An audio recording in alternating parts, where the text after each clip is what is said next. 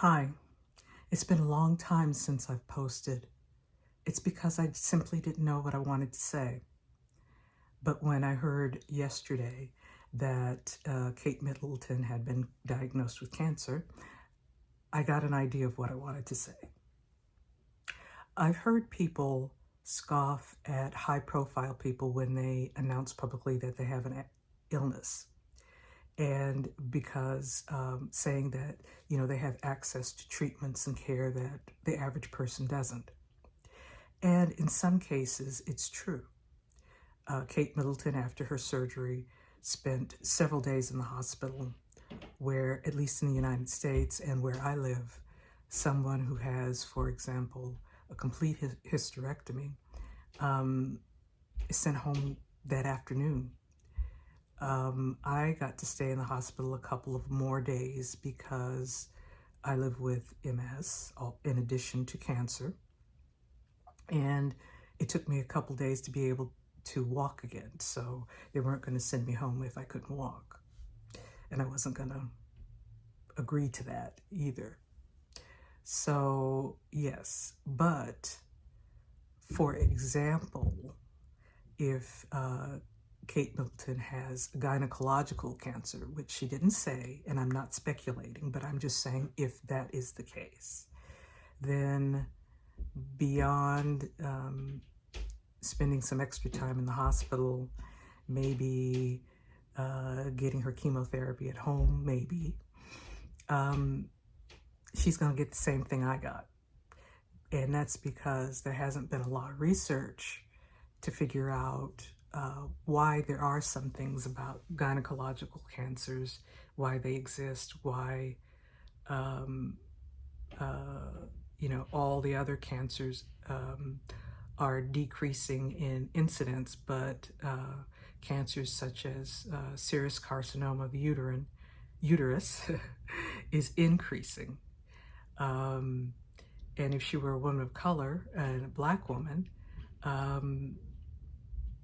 they wouldn't know why Black women disproportionately get diagnosed with serous carcinoma, which is supposed to be a rare cancer. So, and there are many ways to handle a cancer diagnosis.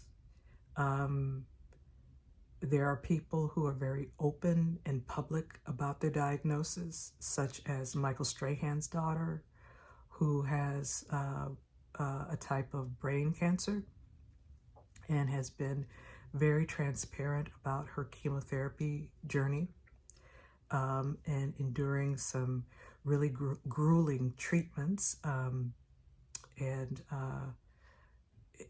showing that it's not an easy process, that sometimes things go wrong and sometimes there are other procedures that have to be done outside of getting chemotherapy.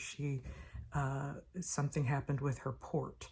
A port is where a device is implanted in the upper chest. So chemotherapy can be given through that port, and you don't have to get stuck 1,000 times in your arms and in your veins trying to find a vein to receive chemotherapy. But something happened to her port, and that had to be fixed. She had an infection that had to be dealt with. All those are common things that happen with chemotherapy. I have completed my chemotherapy. You can see that I've lost my hair, but I already had alopecia, so I decided not to ice cap. Ice and me don't get along. I don't like being cold. And my hair wasn't that important because I already had bald spots.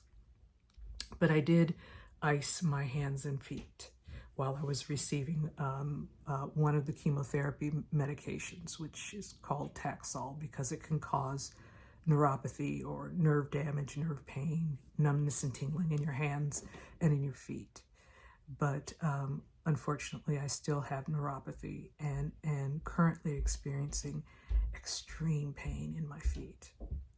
So, just one of the things that can go wrong. And I was telling a friend about that, and she said that she was angry that, I took a medication that caused this. And for me, it's just a trade-off. It's just a trade-off. I'd rather deal with pain that, we find the right combination of medications and I don't feel the pain anymore than gambling with recurrence of cancer and taking a chance of it spreading elsewhere, because I have serous carcinoma, and the places it commonly spreads are the abdomen and the lungs, and I really don't want to deal with lung cancer. So I'll take the pain.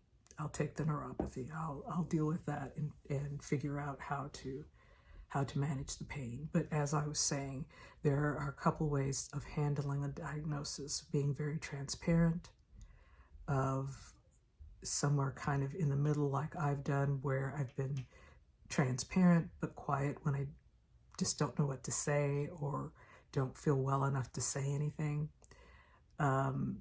Or like Kate Middleton has done, of letting you know she has a cancer diagnosis, but leaning towards privacy. And while we may wish that high-profile people would be open about their diagnosis and help raise awareness and encourage research and all that, we have to grant them grace in their decision not to. So that's what I have to say for this morning. I wish you well, for those of you who are on the cancer journey, and for those who are offering support. We need your support. So, see you later. Bye.